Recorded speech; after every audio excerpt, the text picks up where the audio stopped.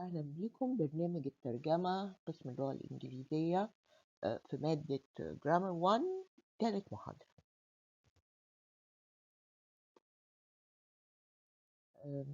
Skill number 11 is about adjective clause connectors. Adjective, you know that adjectives qualify nouns. وإحنا قلنا قبل كده إن يعني we have to look at the function of the word. If it qualifies, if we have a word that qualifies, that adds to a noun, it's an adjective. الحاجة اللي بتضيف إلى الاسم هي adjective صفة. طيب, this adjective could be a word, one word, could be a phrase. You remember a phrase is a group of words without a verb or a subject, or it could be a clause. A clause is a group of words with a subject and a verb. طيب, connectors يعني ما دام أنا عندي two clauses مثلا, if I have a sentence with two clauses they have to be connected. ايه الconnectors اللي تقول ان انا عندي هنا او الconnector اللي بنبتدي بيها an adjective clause؟ تعالوا نشوف مع بعض. An adjective clause describes a noun. When an adjective is one word, it is placed before the noun it describes. احنا عارفين ان الصفة في الإنجليزي يعني different from Arabic. الصفة لما بتكون كلمة واحدة بتيجي قبل الاسم اللي بتوصفه. When it is a clause, إذا كانت بقى clause يعني a group of words with a subject and a verb, it is placed after the noun it describes. تعالوا نشوف المثال ده أو المثالين دول. She is reading the book that she bought yesterday. طيب, she is reading the book دي أول clause. She subject is reading verb. طيب, she bought yesterday. برضو أنا عندي هنا subject and verb. She and bought which is a verb. إيه اللي بيربط the two clauses دول ببعض؟ The word that. The book that she bought yesterday is a philosophy book. طيب, أنا هنا I have something different. أنا بقول she is reading the book that she bought yesterday. فين الجملة الأساسية بتاعتي؟ الجملة الأساسية هي أو الكلوز الأساسية the principal clause is she is reading the book. طيب, لكن تعالوا للجملة اللي بعد كده. The book that she bought yesterday is a philosophy book. طيب, هنا أنا عندي that يعني فين الجملة الأساسية بتاعتي هنا دلوقتي؟ The book is a philosophy book. The book is a philosophy book. That she bought yesterday, this is a clause that qualifies book. In both sentences, that is the connector that joins the two clauses. And the adjective clause describes book, which is an object in the first sentence and a subject in the second sentence. يعني إيه؟ The book is a philosophy book. معلش, هو that هي الكونكتور كان لازم يبقى أحمر هو كمان. الجملة الأساسية عندي هنا في تاني مثال هي إيه؟ The book is a philosophy book. The book هنا is the subject. The book is a philosophy book. دي الجملة الأساسية بتاعتي. The book is subject, لكن she is reading the book. The book is object بيتوصف بالadjective clause. طيب, تعالوا نروح للسلايد اللي بعد كده. تعالوا نشوف المثال ده. The book bought, you have a blank and you have to complete with one of those 4 words or phrases. The book bought was rather difficult. طيب, the book was rather difficult. دي جملة. The book was rather difficult. تبقى أنا عندي because وعندي was وعندي since وعندي which she. أنا في الجزء اللي عندي ده أنا عندي فعلين، عندي bought وعندي was. كل واحدة من دول، كل فعل من دول عايز يبقى ليه فاعل subject. طيب أنا بقول the book was rather difficult، يبقى bought دي محتاجة إيه؟ bought دي أولا لازم مادام جت في الوسط كده يبقى هي adjective clause، لكن أنا ما عنديش منها إلا الفعل bought، يبقى it's missing the connector and it's missing the subject. هتبقى إيه؟ because لا فيها subject ولا connector، was و since نفس الحكاية. طيب يبقى the book which she bought was rather difficult. يبقى which, this is a connector, she bought, subject and verb, which she bought على بعضها, this is, yes, this is the adjective clause describing أو qualifying أو بتوصف كلمة book. طيب notice that you have two clauses. The book was rather difficult and the book was bought. The second clause only has a verb اللي هو bought. It needs a subject and also a connector to join it to the other clause. D is the only choice that has a connector and a subject, and it is the correct answer. Like نشوف exercise 11. Each of the following sentences contains more than one clause. Underline the subjects once. طبعا ما دام more than one clause نقول عندنا اتنين مثلا، يبقى هيبقى عندي two subjects. And the verbs برضو هيبقى عندي two verbs twice. Italicize the connectors، ده هتلاقوه طبعا في الكتاب محلول في الانسر key. Indicate if the sentences are correct or incorrect. طيب في misprint هنا. Indicate if the sentences, I'm sorry. طيب تعالوا نبص في أول جملة. You should start the computer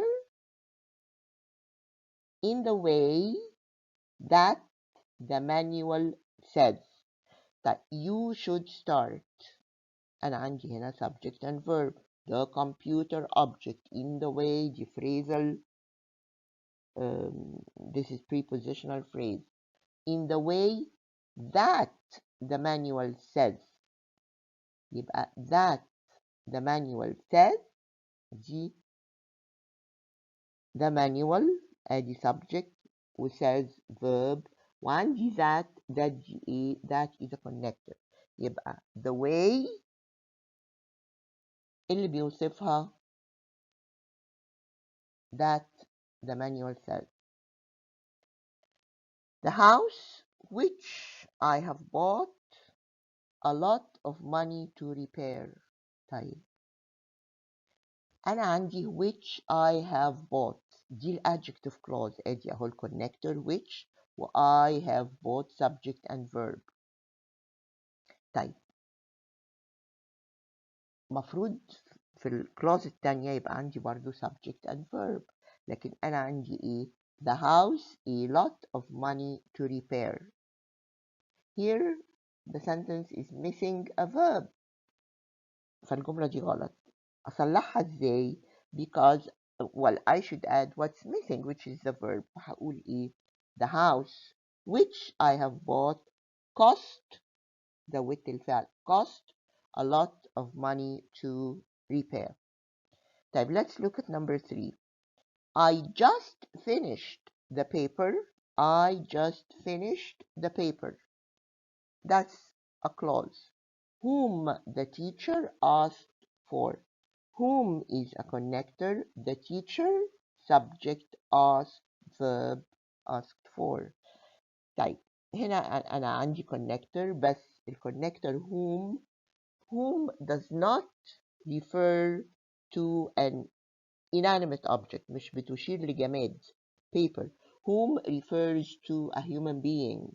يبقى هنا الجملة دي غلط بس في إن الكونكتور مش مظبوط. هصلحها إزاي؟ هقول I just finished the paper which أو that the teacher asked for. The car that he wanted to buy was sold. طيب فين الادجكتيف كلوز؟ الادجكتيف كلوز هي اللي بتبتدي بالكونكتور. فين الكونكتور؟ that he wanted subject verb to buy. that he wanted to buy. طيب الكلوز الثانية the car was sold. طيب that he wanted to buy دي adjective clause بتوصف car فبتيجي بعدها. The car that he wanted to buy was sold. This is a correct sentence. The film which طبعا which refers to film وده صح. The film which we watched in the cinema last night, it was really good. تعالوا كده نفصل الادجكتيف clause عن بقية الجملة نشوف بقية الجملة ماشية صح ولا لا. Which we watched in the cinema last night دي الادجكتيف clause. أساسها إيه؟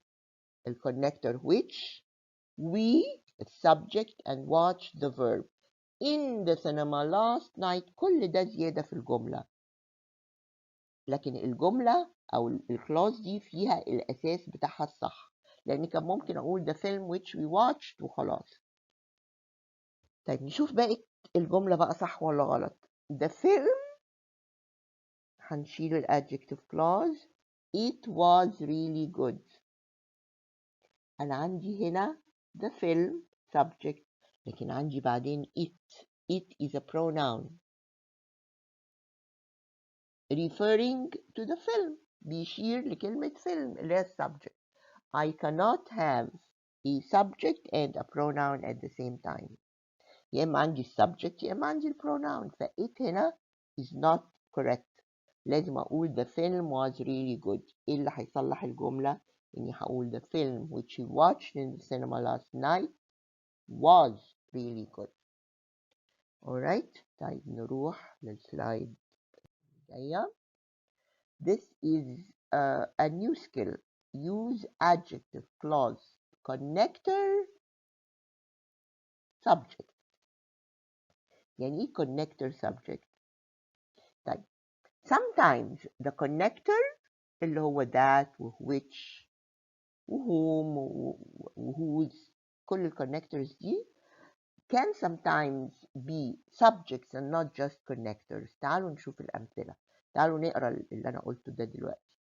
Notice that an adjective clause connector which we used to connect two clauses اللي هي اللي استعملناهم دول that و which و whom و who الكلام ده can be not only a connector but the subject of the adjective clause as well.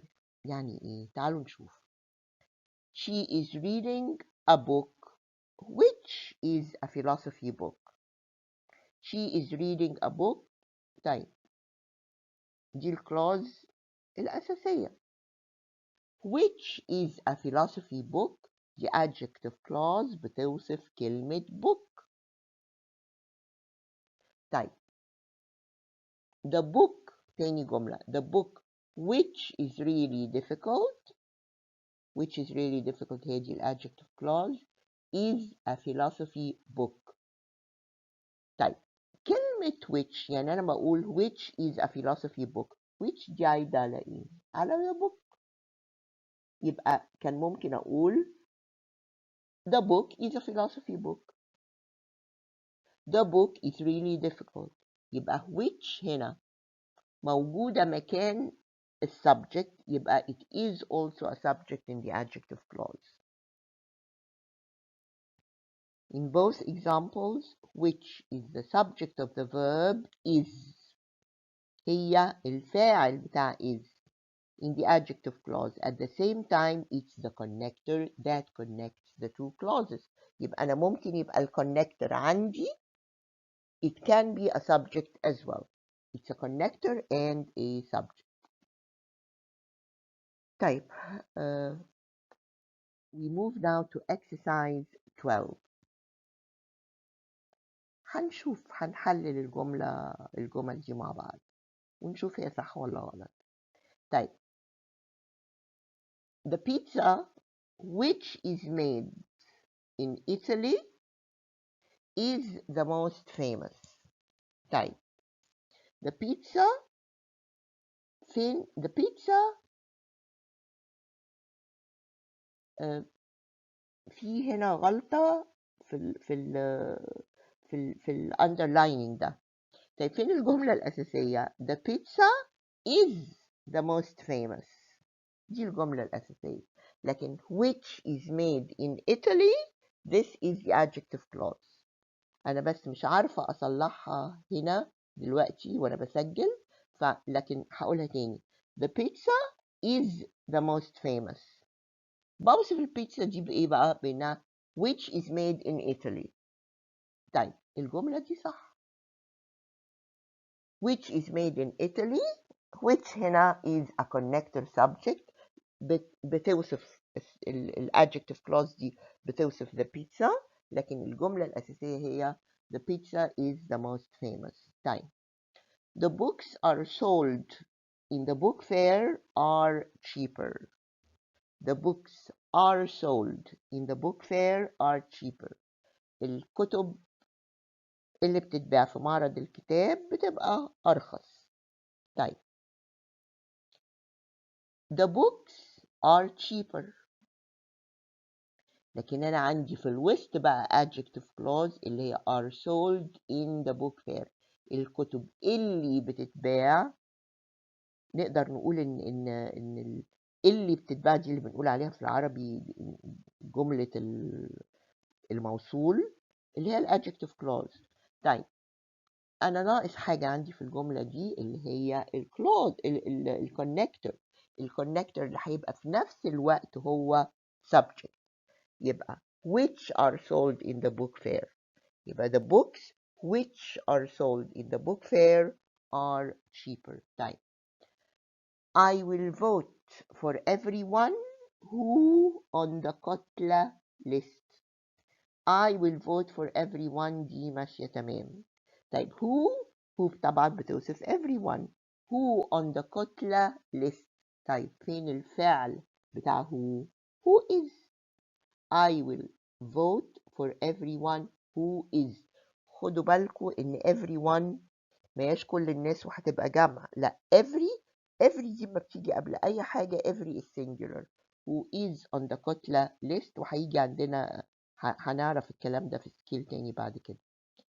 It will not be easy to accommodate all members. طيب it will not be easy to accommodate all members جملة خلصت. which are taking part in the conference. مش هيكون من السهل to accommodate يعني نلاقي سكن لكل الأعضاء which are taking part in the conference اللي مشاركين في المؤتمر. طيب الجملة صح وفيها connector وكل حاجة، لكن which are taking which دي عايدة على members which does not refer to human beings دي لغير العاقل بس. يبقى الconnector subject هنا هو اللي غلط. يبقى who are taking part in the conference. The key that opened the closet it was broken. طيب the key that opens the closet دي جايه في الوسط كده طبعا دي adjective clause وفيها connector اهي والconnector هو السبجكت لان that معناها the key. طيب يبقى the key it was broken. لو انا شلت الadjective clause the key it was broken. that opens the closet دي الadjective clause اللي بتوصف key. لكن انا عندي حاجة غلط الجملة الكلوز الأساسية اللي هي the key it was broken. أنا عندي هنا ضمير ملوش لزوم لأن أنا I have the subject itself. the key was broken not it was broken. فهقول إيه the key that opens the closet الدولاب was broken. alright. طيب نيجي بقى لحاجة تانية، موضوع تاني اللي هو sentences with reduced clauses. يعني ايه reduced clauses؟ تعرفين reduce يعني يقلل. يعني لو بقول مثلا prices are reduced، الأسعار يعني فيها تخفيض، متخفضة. طيب ازاي how can we reduce a clause؟ طيب you know that a clause has a subject and a verb. ده اللي بيخليها clause. It has a subject and a verb. طيب if I want to reduce it، أقللها يعني إيه؟ يعني أخليها مش clause. يبقى هشيل منها إيه؟ هشيل منها subject and the verb. تعالوا نشوف الكلام ده بيحصل إزاي.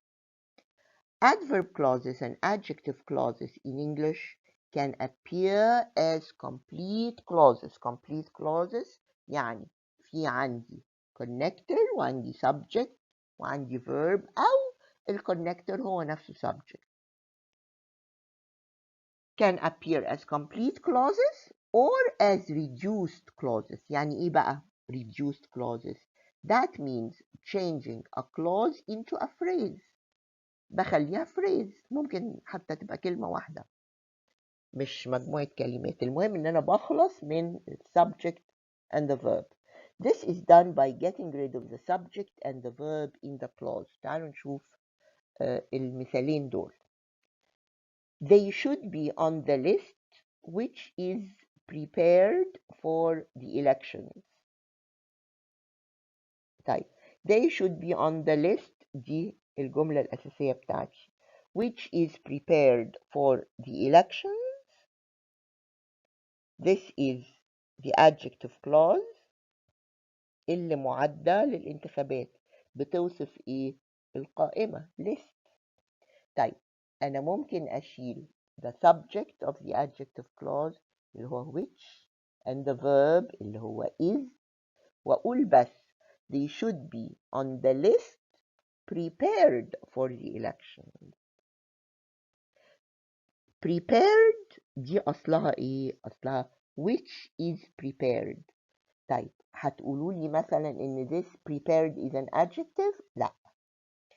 prepared is a reduced adjective clause. لأن if it's an adjective made up of one word, the adjective which is made up of one word comes before the noun, not after the noun. أنا ممكن أقول they should be on the prepared list. prepared ساعتها هقول إنها adjective. لكن if prepared comes after the noun يبقى دي كانت أساسا clause which is reduced. خفضتها لأنها ما تبقاش clause. طيب although I was not really tired, I slept all day. طبعا although I was not really tired دي adverb clause عرفناها قبل كده. لو شلت في الادverb clause subject and the verb هقول ايه؟ although not really tired دي phrase. I slept all day. alright وده برضو صح. طيب let's look at skill 13. Not all adjective clauses can be reduced. مش كل adjective clauses ممكن أحولها ل one word or a phrase. طيب to reduce an adjective clause the connector subject and the be verb to be that follows it are omitted. هشيل connector subject اللي هو which يعني والverb يعني بشيل which is who was وحاجات كده. they are omitted. طيب نشوف الجمل اللي عندنا دي. The man who is driving has no driving license. بشيل who is وهقول the man driving has no driving license. طيب the book which was written. The book written last year won the prize. طبعا انتوا عارفين الفرق. driving the man driving because بستعمل هنا ال present participle adjective لأن الراجل هو اللي بيسوق. لكن في تاني جملة the book written بستعمل ال past participle لما يكون الاسم اللي بوصفه passive يعني سلبي أو negative، هو بيقع عليه الفعل مش هو اللي بيعمل الفعل. فهقول the book written last year won the prize. طيب the AC that is in the living room is out of order. طيب the AC that is أنا شلت that الفاعل connector و is، فبقى the AC in the living room. يبقى أنا هنا حولت ال adjective clause دي بقت بس in the living room. in the living room بقت مجرد phrase prepositional phrase. ممكن حتى هقول the AC is out of order، لكن هقول the AC in the living room is out of order. طيب when there is no be verb in the adjective clause the connector is omitted and the verb is changed. ما دام انا شلت verb to be يبقى بشيل الكونكتور وبحول الفعل اللي عندي، يا اما هيبقى present participle driving يا اما هيبقى. طيب نشوف المثال ده. I do not know the candidate who applied for the job. بصوا who applied this is the subject connector who وapplied الفعل. صحيح الفعل هو applied that's past tense، لكن ده ما يفرقش مادام the candidate هو اللي قام بالفعل يبقى أنا بستعمل applying كصفة لأنها هنا كصفة، وانتوا عارفين الفرق بين إني أستعمل ال present participle كصفة وال past participle كصفة. ال present participle إذا كان الاسم اللي بوصفه هو اللي بيعمل الحاجة، ال past participle هو اللي بيتعمل فيه الحاجة. طيب note that some adjective clauses cannot be reduced. في adjective clauses ما اقدرش اعملها phrases او اعملها just one word. Only clauses where the connector is the subject can be reduced. يعني ايه؟ انا عندي مثلا الجملة اللي فاتت دي I do not know the candidate who applied for the job. الكونكتور هنا في ال adjective clause هو subject مش كده؟ who applied who هي subject. دي بس ال adjective clauses that can be reduced. طيب in other words where there is not another subject in the adjective clause. إذا كان ال adjective clause السبجكت فيها حد تاني يبقى they cannot be reduced. تعالوا نشوف الجمل دي. The following clauses cannot be reduced. لو أنا بقول the article which you wrote was published today. طيب which you wrote دي ال adjective clause. السبجكت فيها is not the connector there is another subject اللي هو you، يبقى ما اقدرش اعمل لها reduction. The applicant whom I met is not suitable for the job. برضو whom دي connector لكن it's not the subject. whom I met I هي subject بتاع ال adjective clause، يبقى you cannot reduce these adjective clauses. وفي حاجة ممكن بعملها على فكرة، في إن أنا ممكن أشيل الكونكتور، يعني أقول the article you wrote was published today بس برضو you can only omit the connector، لكن أنا عندي برضو الفاعل والفعل بتوع ال adjective clause، يبقى أنا ما عملتش هنا reduction. alright. طيب ناخد بالنا من حاجة مهمة. تعالوا نقرأ الكلام ده ونشوف معناه إيه. Some adjective clauses are separated from the rest of the sentence with commas. زي ما قلت لكم مرة قبل كده البنكتويشن في الإنجليزي مهم جدا جدا جدا.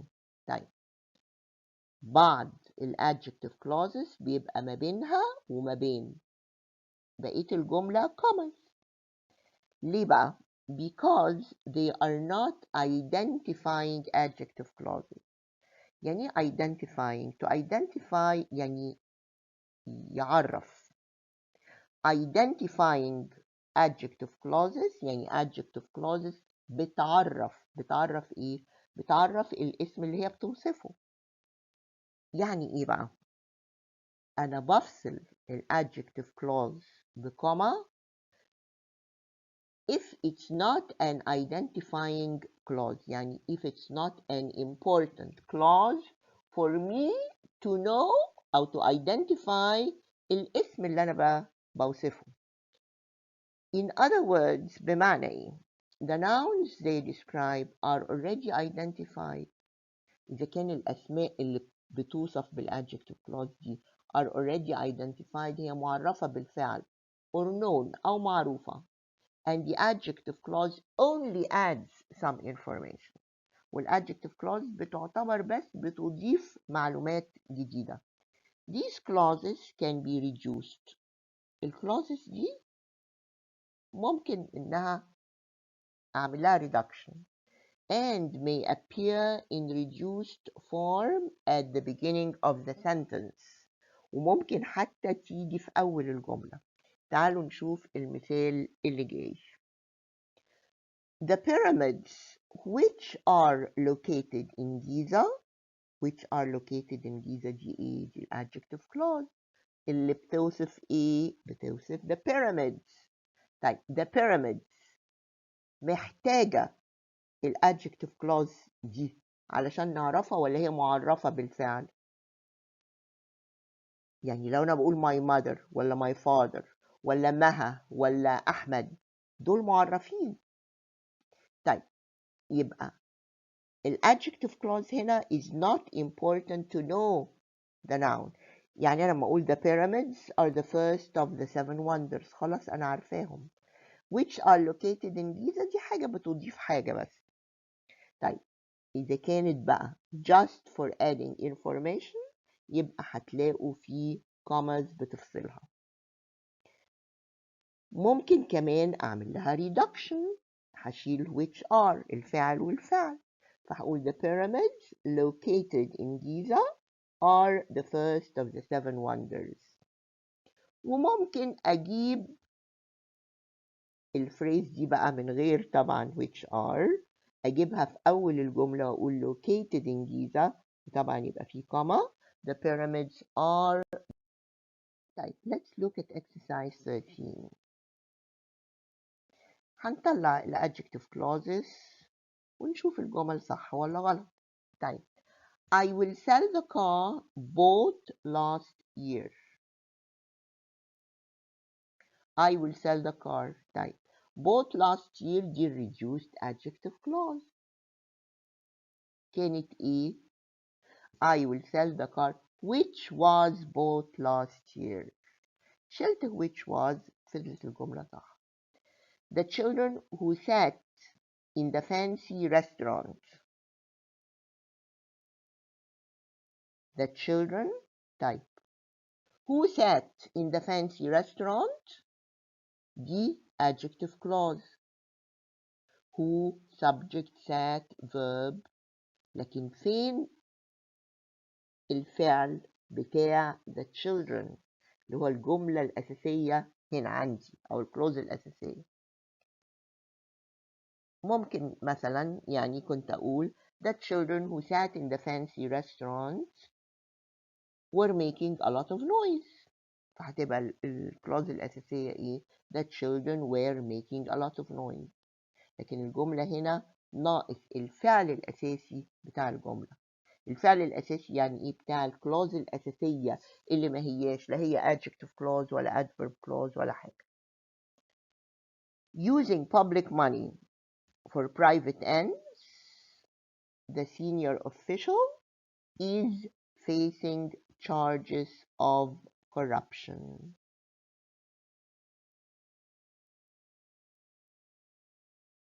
إيه رأيكم في الجملة دي؟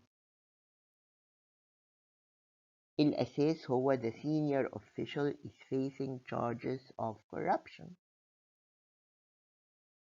طيب using، انتوا عارفين ان using دي أنا كان ممكن عندي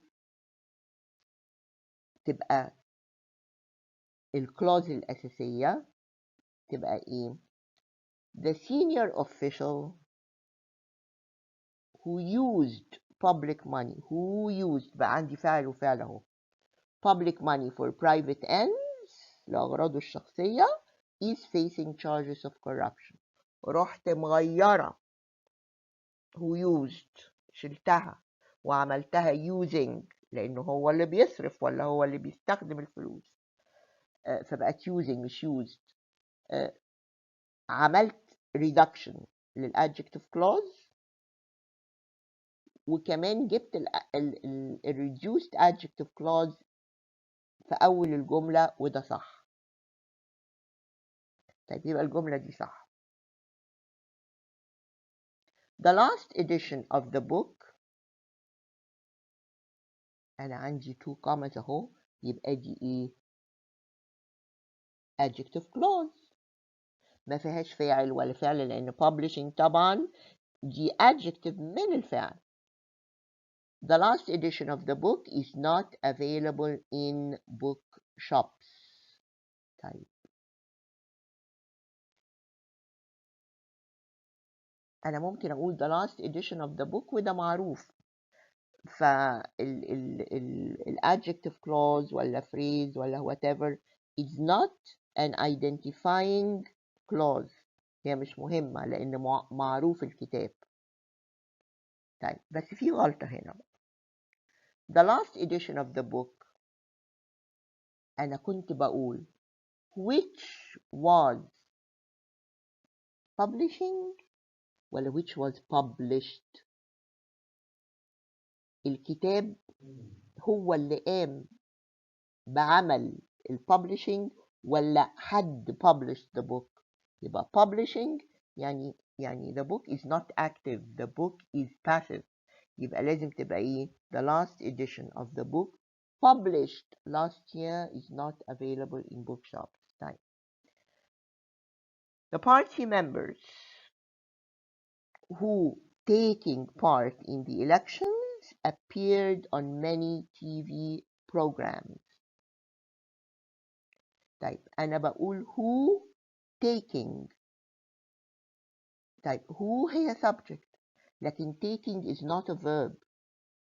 أنا ممكن أقول the party members who are taking part مالهم appeared. يبقى the party members appeared ده الفاعل والفعل بتوع الكلاوز الأساسية. who are taking part ده الادجective clause الفاعل والفعل بتوعها. لكن taking is not a verb. هي كانت تبقى صح لو هي who are taking. طيب يبقى الجملة دي غلط. يا إما أقول who are taking part يا إما أشيل who كمان اللي هي subject زي ما شلت الفعل وأقول taking part. يبقى the party members taking part in the elections appeared on many TV programs. وهنا على فكرة I will not separate the adjective with commas لأنها it's needed for identifying the party members. هي معلومات هي اللي بتعرف أنهي party members أنهي أعضاء في الحزب. alright. غير بتاعت published last year لأن أنا هنا the last edition of the book أنا كنت بتكلم على كتاب معين معروف معرف بالفعل. لكن the party members أنا محتاجة حاجة أعرفهم بيها، ما أعرفهمش أنهي party members اللي هم مشتركين في الانتخابات. alright.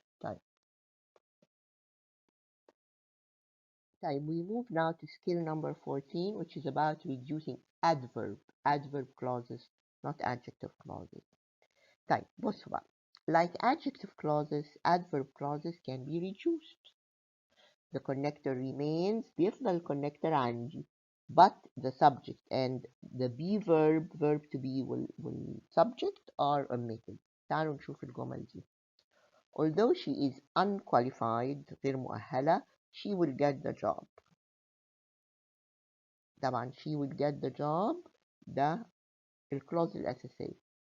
الادverb clause although she is unqualified برضو I'm going to omit the subject and the be verb to be.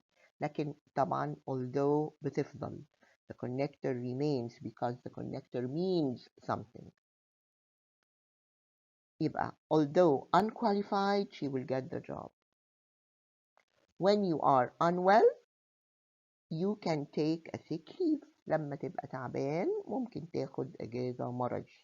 طيب برضه هقول ايه؟ when unwell شلت you are. when unwell you can take a sick leave. When the adverb clause does not have a be verb, يعني إذا كان ال adverb clause ما فيهاش verb to be, it can still be reduced. ممكن برضو أعملها reduction. بيحصل إيه؟ The subject is omitted and the verb is changed into the ing form. يعني هقول مثلا إيه؟ Although she feels unwell, she feels. أنا عندي فعل ما هوش verb to be. feels. She still will go to work. يبقى هقول ايه؟ هشيل الفعل والفعل she feels واستعمل feeling. هقول although feeling unwell she will still ولا she still will go to work. When you answer برضو ده فعل غير verb to be. فهقول when you answer لا هشيل you answer وأقول answering. When answering unknown phone calls, do not give personal information. All right.